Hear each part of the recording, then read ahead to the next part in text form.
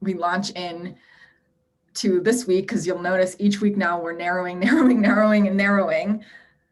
We just wanted to remind everybody that, and this group has mentioned it before, that everything about entrepreneurship is kind of cyclical. Like, you'll start thinking about these things, your markets, but you have to, just keep validating them, going out and talking to more people, and just continuing to refine what you're doing.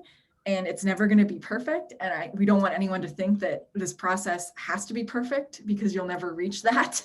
And you don't want to be caught in like this cycle of what's called analysis paralysis, thinking way too much about your markets without getting out and talking to people. That being said, you want to make sure you have something people want to buy before you invest too much time and money in it. So do not worry about being perfect. No one is saying you're writing down your beachhead market in this workbook and you are never allowed to talk to anybody else or sell to anybody else. Like, please do not think that. And this will be a process that you continuously refine, which I'm sure you will hear multiple times from ourselves, yourselves, and the entrepreneurs coming in to talk. So as well, everyone will start moving through this at a different pace based on where they are in development of their business, what it is, what their industry is. So please don't compare your journey to anyone else's. It's all unique and individual. Okay, so moving forward, that being said, because this is a class that has to follow some sort of progression, we are moving on, at least in the curriculum, to thinking about selecting a beachhead market. So we invited another wonderful entrepreneur from the community here to talk today, Jessica Taylor. I'm sure she's going to share a lot of her lessons learned and has some really great insight. I've spoken with her before about her businesses, and she's a wonderful person to talk with and to learn from. So a little bit about Jessica. She owns two businesses, Pottery by Jessica and Jessica's Paint Your Own Pottery to Go, which she opened within the last few months.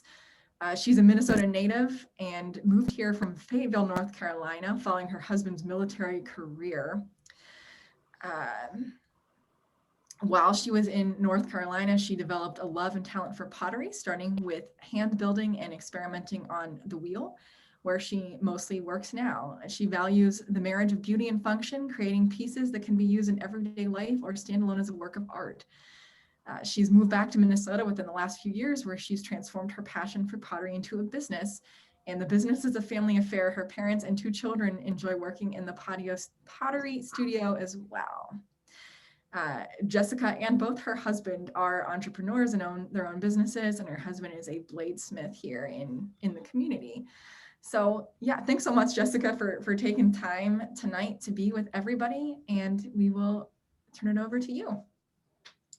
Hi, it's so good to meet you all virtually. Maybe someday we'll be able to all be together in a room. So like she said, I'm Jessica. I have Jessica's Paint Your Own Pottery, which I just opened in October of this year. And then I have Pottery by Jessica, which I've ran for about 4 years now. So I have both of those businesses.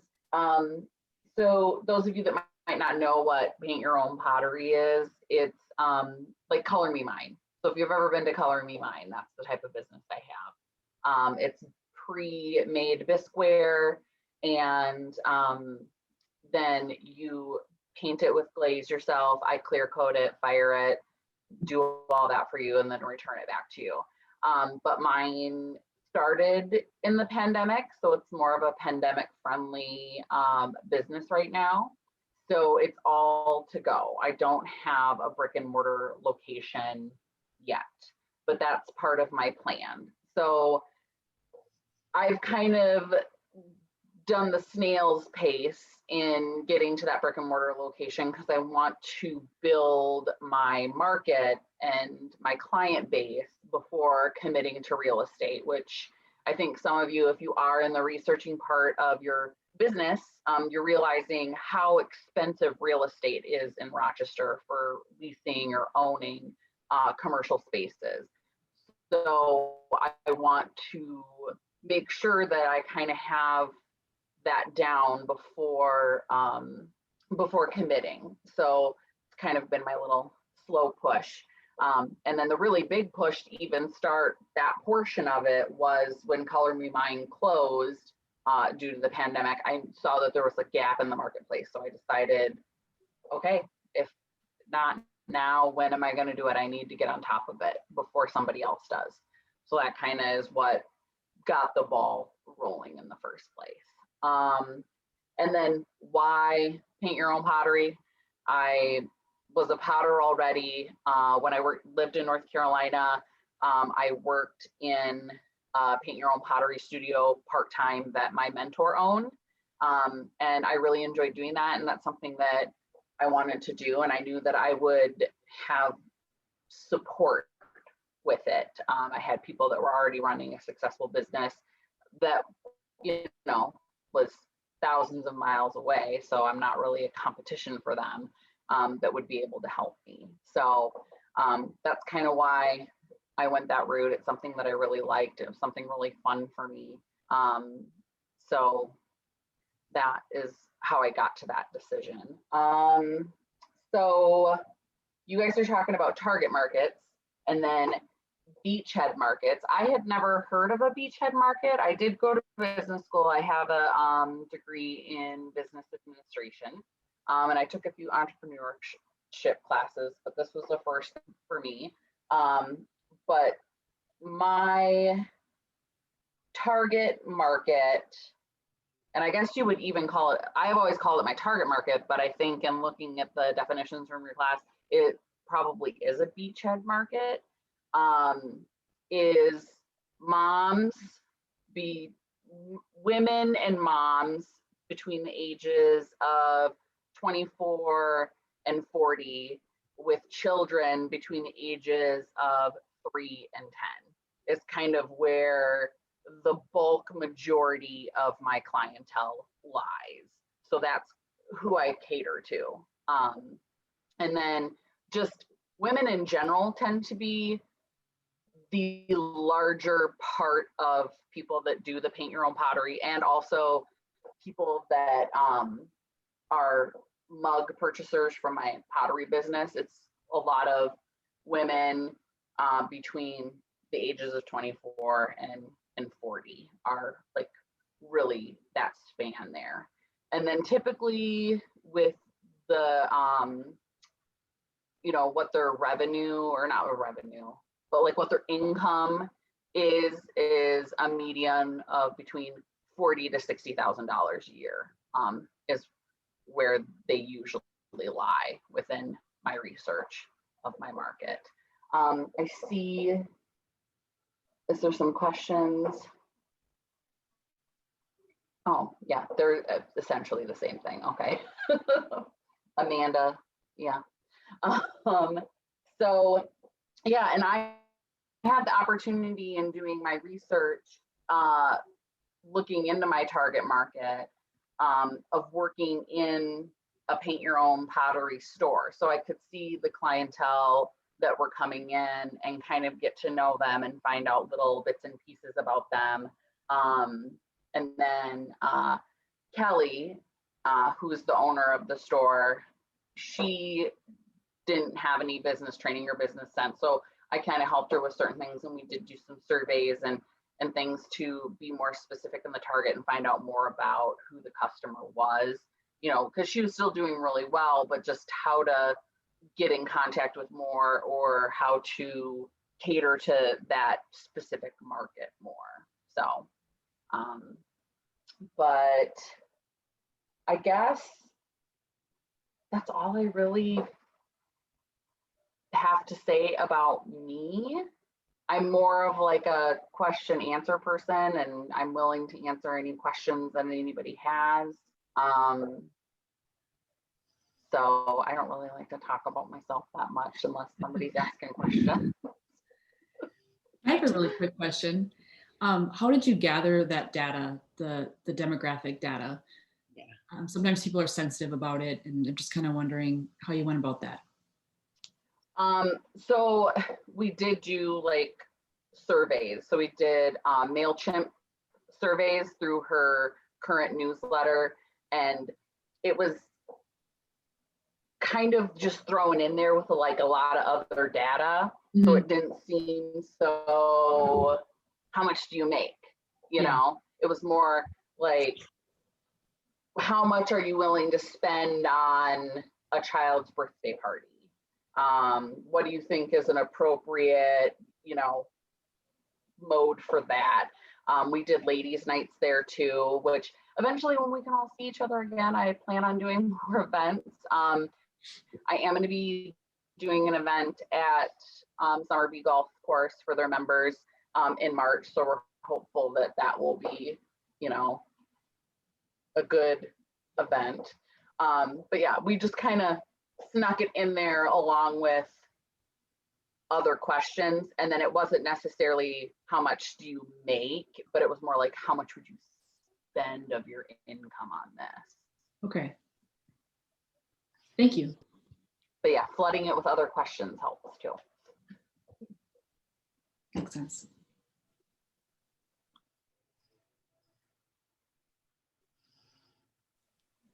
How are you reaching out to customers then?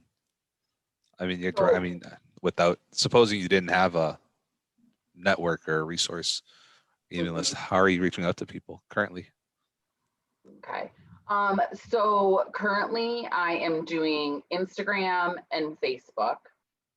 And Instagram and Facebook are really good tools, but it depends on your business, because my target market, moms in that age range, are typically have Instagrams. There's not a lot of them that don't. So I guess you have to kind of think about who your target market is, like what your product is, and what is their main communication and how they do it. So Instagram and Facebook marketing. And then I do have websites as well. And then I try and filter things through there to get people on newsletters to even further, you know, connect with them. Because then this person has said, okay, I want to sign up for your newsletter. So I actually really do want to hear from you. But I guess you have to just look at your market and understand where those people are, because your market might be heavily in, you know, you might cater to somebody that is reading the newspaper or listening to the radio, or, you know, specific programs that they like in order to reach them.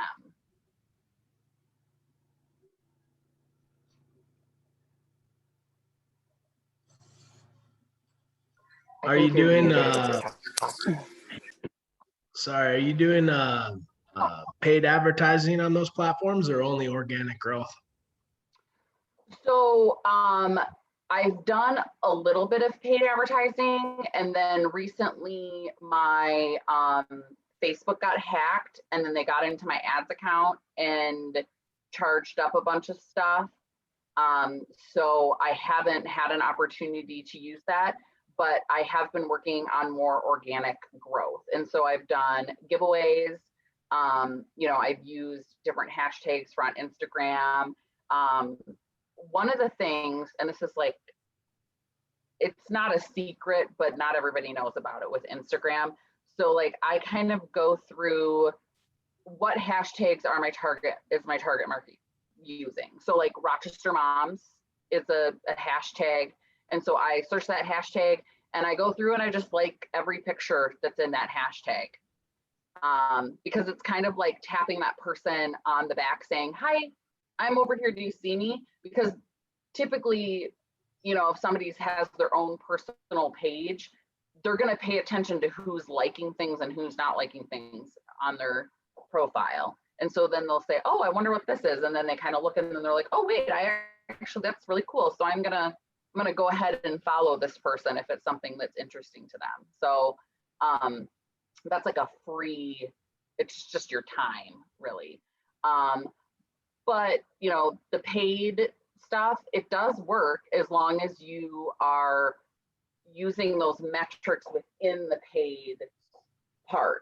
Because like you can set up, you know, I want men that are 18 to 30 that live in this area code that are interested in these things. Like you can put down what people's interests are within that paid advertisement to really target your target market.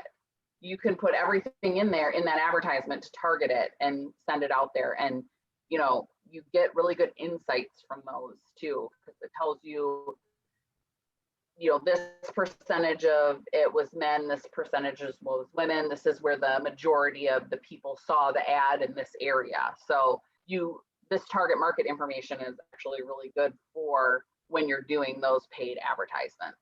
But if you do the paid advertisements, one of my friends after this happened was like, you should just use a Visa gift card. So if it does happen, then it's a Visa gift card and not your bank account. So just, you guys can all learn from my mistake of spending 2 days on the phone with my bank trying to get my money back, which I did get back, but it was very stressful.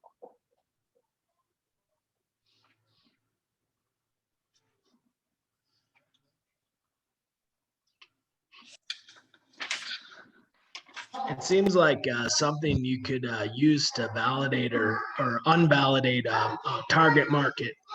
Have you found that over the time that any of your market assumptions were wrong? That any of my market assumptions are wrong? Not really, because there are some outliers within your market. Like you have your target market, but there's pretty much your market is everybody. You want everybody to have a need for your product, but you kind of know who that core group of people that are really actually going to use it. So I wouldn't say if there was any assumptions that were wrong necessarily, but there's always surprising people that decide that they want to paint pottery. I think I had a similar question as Martin just asked. Because I think we have several target markets or customer groups on mind, but we may try hitting some, but if the response is not good, and instead of keep trying again and again, and how do we know at certain points we feel things are not working out? Like, how do we know when to give up? And maybe I should switch and try to hit another, beachhead to try something different. Okay. So are you asking if when you should change your target market, or are you more about like when you should change the product? I think it's both. Like how do Okay. you have more like a solid assessment to know things are not working, and then you either have to adjust your product or service, or the same products, but just you have to sell to a different group. Yeah. I mean, I think that's just really, entrepreneurship is not for the faint of heart. It is, it's not like, I do have a full-time job too. So I'm an entrepreneur and I have a full-time job. I read a book really early on in my journey of wanting to be my own boss. And it basically said, don't give up your day job until you're consistently making what your day job has given you for, whatever can make you feel comfortable, if it's 6 months or a year or whatever. So basically you're going to work like 80 hours a week until you really get to that point where you can give up working for the man and then start working for yourself. And so I think like you also have to have the grit and the belief in what your product is to know, like, I believe in this, I'm passionate about it, I think that it's something that these people need. And that's why I work, is because I'm like, this is what people need and I'm gonna make it work. But I also have my fallback of my 9 to 5. So I mean, I don't know if I would say necessarily give up quickly on something or change course on something, because you kind of have to stand the test of time with it and continue forward. Because if you are gonna say, okay, this isn't really working, I'm gonna shift gears, and then I'm gonna shift gears, and I'm gonna shift gears, you kind of gotta go the course and see how you can make it work.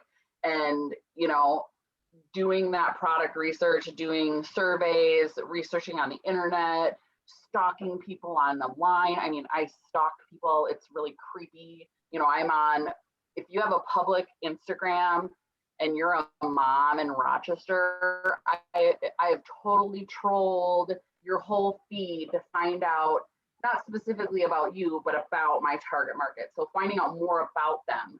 But yeah, I mean, I guess if you think this product isn't working with this target market, then you obviously don't have your target market right. You don't want to change your product. I don't know if that totally answers your question or not.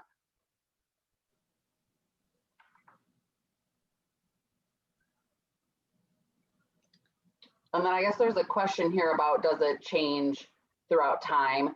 No, I feel like mine is pretty consistent. Maybe with the ebb and the flow of different products, things might change. I guess it would just really depend on your product, but mine's paint your own pottery. The product isn't really something that is fluid.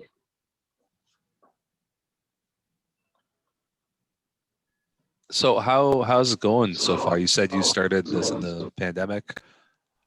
Yeah, so I started in October, and you know, I took 2 days off of work and built my website. And then I ordered all of the product and got everything set up and kind of worked through some of the kinks. And then like the end of October is when I finally launched. And it's actually was really good over Christmas. It was amazing. We had a lot of people painting. And then it slowed down like a little for the week or two after Christmas, and then it's kind of gone back up again. I mean, if I was in a retail location, I would totally be freaking out because I would be like, how am I going to pay the bills? But since I'm working out of my home studio, it's a little bit different. But there has been really good interest, and it's gone a lot better than I had anticipated, because I had not anticipated on making my investment back, which I have made my investment back and basically doubled my investment at this point. From the beginning, so that I had set a goal that I would have 6 months to make my investment back and to double my investment. Where now I'm here less, you know, end of October to now, it's less than 6 months. So I'm ahead of my goals that I set for myself. Nice, congratulations. And that was through the social media outreach? The most part, or was that through a different channel? Through social media outreach. So I should probably let everybody know, my Pottery by Jessica page, I have about 6,000 followers, and I have many local followers on that page. So that did help that I already had that customer base. So I kind of announced to them like, hey, if you're local and you're interested in this, I have this thing going on my other page. But yeah, it was mostly through, and I didn't spend any money right away on the advertising. I didn't start spending money until at Christmas. And I probably spent $50 on the paid advertising. But yeah, it was all through social media. But I really have something that can be sold through social media. So you really have to ask yourself, is social media the right avenue for my product and my credibility? So I have a follow-up question. So I guess there are many like-minded like artists who have similar ideas competing. So what do you feel that's your strategy to stand out? Because I think social media, all those new virtual channels people can think of, everyone will apply likewise. And do you feel, in terms of the age, are you using the technology in a more a better way, or you feel it's the product, the not content, it's just the product itself will give the value? So I think, in terms of like my art page, I don't necessarily look at other artists as competition. And I might be different than many other artists. But for me, I was kind of raised in a community of artists. So like when I started pottery, I was learning in a community setting, and we kind of were all encompassed with each other and helping each other. So I've never really felt like that true competition. And I've always had this mindset of, you like my mug, you're gonna like my mug. And if you like somebody else's mug, you're probably not gonna like my mug. Like if you with art, it's kind of very personal. But I definitely, there are so many amazing artists that like have 0 followers on anything because they don't even put themselves out there in like the social network. And there are some really crappy artists that have hundreds of thousands of followers where you're just like, why? This is garbage. And this person has 100,000 followers. Are you serious? So like, I think they're just really good at using the platform, or maybe they got onto the platform sooner. I think it was Gary Vee. He said, you need to think about when you're posting about inspiring somebody to share it.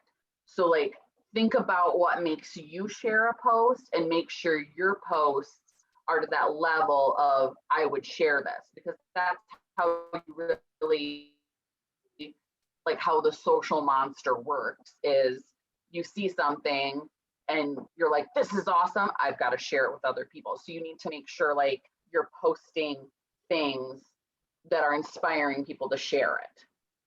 So I think some people are really good at posting things that inspire people to share it and for people to follow along. And some people just aren't as good at it, and it doesn't really matter because they're still super successful and amazing artists. So I'm wondering, this might be 2 questions that are related, but what is the hardest lesson that you've learned over the course of your different businesses? And what is one thing that you wish you would have known when you started? So they could be separate depending on your experience. I mean, I guess I just really did not realize how hard it really is. Like, I think a lot of people make it look so easy, even though it's like really hard for everybody. Sure. It's just really, it's a lot of work, because especially if you have another job too. So like, because I work 40 hours a week and I have 2 kids. So I work 40 hours a week and then I come home and I work some more, you know, so it's like you're always working. So you got to make sure that like you really, really love it. But yeah, I just wish that like, I mean, maybe I don't know, wish that I knew that it was so hard, because then maybe I wouldn't have done it.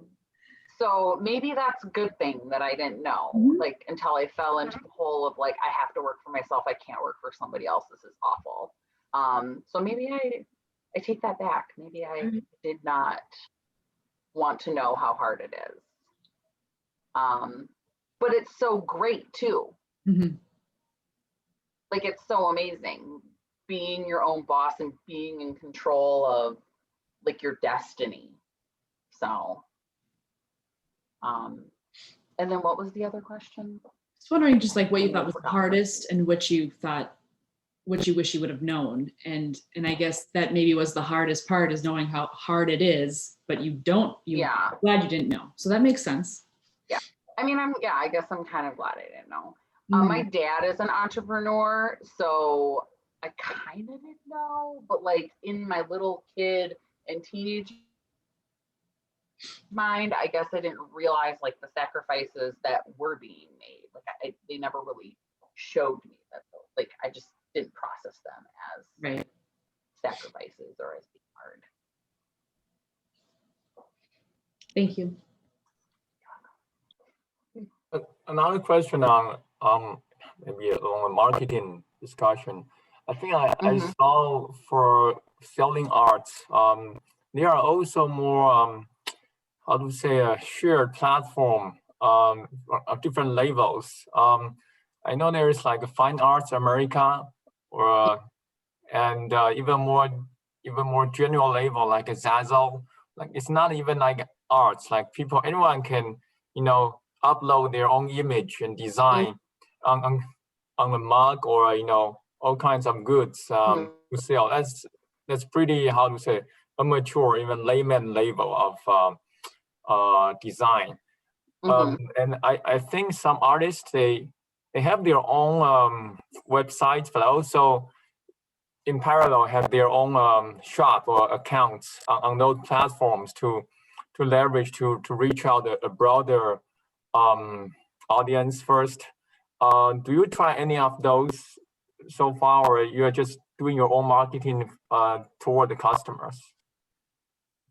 So yeah, I don't do any of that. I do have an Etsy for my pottery, because Etsy in itself, people that go and search on Etsy are looking for handmade type items. But then I do have my own websites where I sell off of. I think you just have to look at that risk reward with using sites like that, because they typically are taking a lot of commission. So you kind of have to see if you do have a product that is available for those, you need to kind of ask yourself, is the juice really worth the squeeze on this? How much am I giving up of the profit in order to get the exposure? So it's just something you have to ask yourself. But I personally don't do that. And I don't, I have a couple of local places that I sell, but my primary goal is to have my own location. So the Paint Your Own Pottery and the Jessica's Pottery would kind of, once I get my brick and mortar location, they would be married and in the same location on my own. One idea for you to consider, though, you said real estate is very expensive, and I thought of something else, another approach. Do you wonder, like, you can do an RV kind of truck, that mobile pottery, thing? And I've been talking to my dad. He has that idea. Yeah. Yeah, I mean, I have thought about doing that, and I actually have a really good friend in Colorado that is going to do it out of a VW bus, Paint Your Own Pottery thing, and do different festivals and stuff like that. So, I mean, I don't know. We'll see what'll happen. But that's a good idea. You and my dad are on the same page. Oh, great. Yeah, I thought that'd be pretty cool. Kids will wave and expecting your truck to stop by the block, and then like an ice truck. Yeah.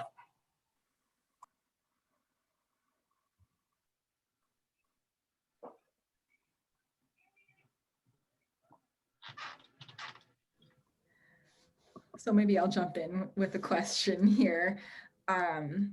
So I think, trying to come up with markets can be really hard sometimes. And, Jessica, you had a lot of advantage because you were working in a similar store and you got to interact with customers a lot. But for, people, people going through this program right now, how should they think about identifying and interacting with anybody in their potential market? What would you suggest for them to even start that process and how to approach it? Because like we talked about in the beginning, it can be super scary and there can be a lot of resistance to like talking with potential customers. So what would you suggest for them to do? So, I mean, like I said, entrepreneurship is not for the faint of heart. You have to be a little self-deprecating and be able to hear the words no every once in a while. But I would just say get really sneaky. So I'm in sales. That's my full-time job is I'm the director of sales at the Staybridge Suites, right next to Costco. And so I've been in hospitality sales for 12 years. And so I like to pretend like I'm this detective, because you kind of have to be sneaky about stuff and be really observant of things. So, I mean, I guess it really just depends on what your product is or what your market is, and how sneaky you want to be, but also don't get arrested. So if it was in non-COVID times and you were trying to, get into a market that, is guys 18 to 34, like going and hanging out at a barber shop, kind of talking with different people, sharing ideas, maybe a coffee shop. I mean, just trying to get on the same level as those people that you're looking for. But, the internet has made things a lot easier in finding out information about people. Like I said, with, think about what hashtag you would use for your business. And then, you can just search that hashtag, and people have public profiles, and you can look through their profiles to see, like, what they're wearing, what they're drinking, where they're going, what they do in their spare time, what their homes look like. You can find out a lot of information just by looking through different people's social medias. So I would say use that to your advantage, that people are really open about their lives. It's an easy way to find out. And then even maybe just reach out to them. I mean, don't hey hun them, because there's always the hey hun, I've got this opportunity for you. Like, don't do that. But just maybe say, hey, I'm thinking about opening this business, and you would be don't be creeped out by it, but you would be the kind of person that I would want as a customer. Can you tell me a little bit more about yourself? Can I tell you about my idea? If you're comfortable sharing what your idea is, and just having open conversation with them. People are sitting around and bored, so they're more than likely to maybe converse with you at this point in time. Whereas a year ago, maybe they wouldn't have had any extra time that they wanted to talk to you. So you could use it to do market research. And then LinkedIn is good depending on your product too, because you can kind of research what people make and where they are in the country and things like that. And you can also talk to different people in the same realm as you, especially if you have something that's only local. Like, let's say you have a coffee shop and you're only going to be a local coffee shop. You could reach out to somebody across the country that has a coffee shop and say, hey, I'm thinking about opening a coffee shop. I live in Minnesota, you live in California. Can we talk shop? Find a mentor, and they can help you a lot too then.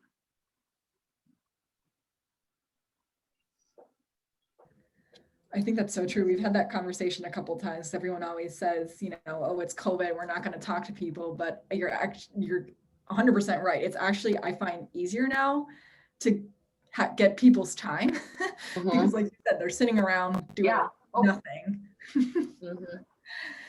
And like you said, you can't be shy about talking to people and asking questions and asking for, a bit of their time, which I think is one of the hardest things for people to start doing, is talking about their idea and getting that feedback from others.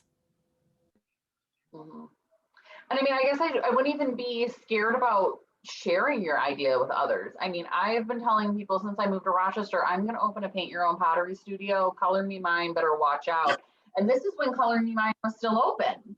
And I was like, I'm either going to buy Color Me Mine or I'm going to open my own. And I did not make it a secret. I'm passionate about it. So I think you really truly have to be passionate about it and believe in yourself. And don't be worried about talking to other people, because they're not going to be as passionate about it as you are. So, I mean, I would let that fear go, because then you're at least having a conversation with other business people, or, your target market, or, fill in the blank of whoever you need to talk to get ideas from. Because nobody's really going to steal your idea, because they haven't thought of it yet.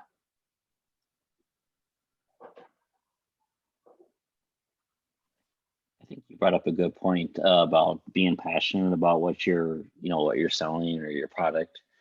For me personally, it'll be more of like a service, but for me, I've started as my market research. I've been kind of tailoring my emails to the individuals or the organization I'm trying to reach out, and then asking, hey, do you want to just do a phone call or like a video chat? Do you have a little bit of your time? And yeah, I've already had people already saying, oh yeah, let's set up a time for this later on this week or next week. And so I've got a few going down, but yeah, I think it's just kind of being relatable to the person and something about their organization so that they feel like a sense of connection, that you're just not trying to like sell them on something and saying, Yeah.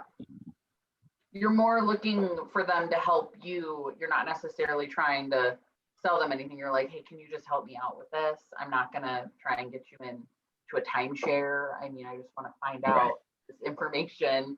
And then maybe someday they would be a customer, but you know, at least they've given you that information.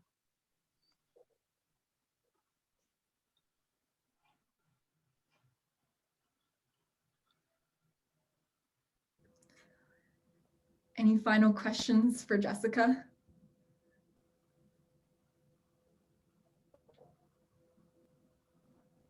I think this is a lot of what we've been talking about, so it's great to hear it validated again and again and again. So I love it.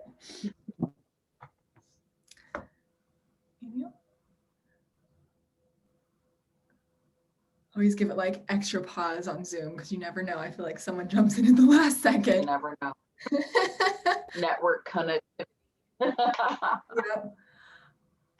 All right. Well, we so greatly appreciate your time tonight, Jessica, and sharing your story with us and your growth with the business and lessons learned about thinking about markets and how to get information about people, which I loved. And it goes to show that it takes a lot of time and you have to be dedicated to sitting down, putting in that time, figuring it out, talking to people again and again and again. So yeah. But yeah, thank you so much for your time tonight and sharing your story with everybody. Yeah, thank you. I hope I was helpful. I put my Instagrams, which are Jessica's PYOP and then Pottery by Jessica. I'm also on Facebook. But yeah, I'm pretty chill. I'm pretty open. So if you ever want to reach out, go right ahead.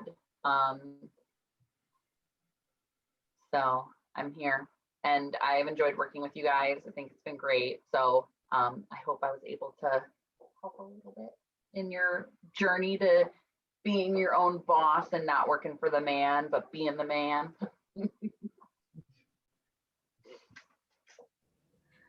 Awesome. Well, thanks so much, Jessica. I've enjoyed watching the turtle too in the background.